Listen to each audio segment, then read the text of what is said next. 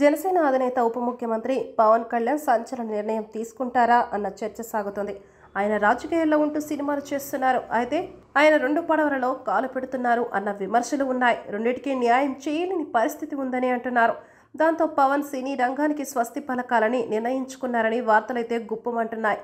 ఇవి పుకార్లుగా షికారు చేస్తున్నాయి. ప్రస్తుతానికైతే పవన్ చేతిలో 2 సినిమాలు ఉన్నాయి.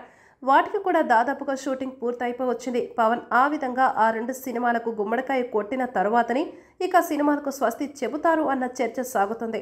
పవన్ ఉప ముఖ్యమంత్రిగా బాధ్యతలు తీసుకున్నారు. ఆయనకు ప్రజా జీవితం అంటే మక్కువ ఎక్కువ. ఆయన తాను ఓటమిని అంగీకరించే తత్వం కలిగిన వారు కారు. అందుకే 2019లో 2 చోట్ల ఓడిన పట్టుదలతో తనదైన వ్యూహాలతో కూటమి కట్టించి మరీ ఉప ముఖ్యమంత్రిగా గెలిచి చూపించారు. ఇక ఆయన ఎంతో ఇష్టమైన శాఖలను కూడా తీసుకున్నారు. అయితే పవన్ సినీ రంగానికి సమయం ఇవ్వలేని పరిస్థితి ఉంది. పూర్తి స్థాయిలో రాజకీయం చేయాలని ఆయనకు ఉంది. అందుకే ఆయన 2 సినిమాల కమిట్మెంట్ని కూడా అనుకున్న టైంలో చేయలేకపోతున్నారని అంటున్నారు.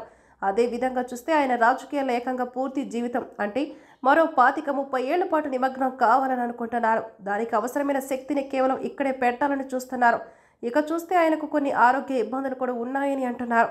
ఆయన తరచూ జ్వరం, స్పాడిలైటిస్తో బాధపడుతున్నారు. ఇలా ఆయన ఇబ్బందులు పడటం కూడా 2 కీలకమైన రంగాలలో ఒకేసారి సమయం వెచ్చించడం వల్లనే అని అంటున్నారు. దాంతో పవన్ ఇక మీదట తన జీవితం ప్రజలకే అంకితం అని చెప్పాలని అనుకుంటున్నారని ప్రచారం సాగుతోంది.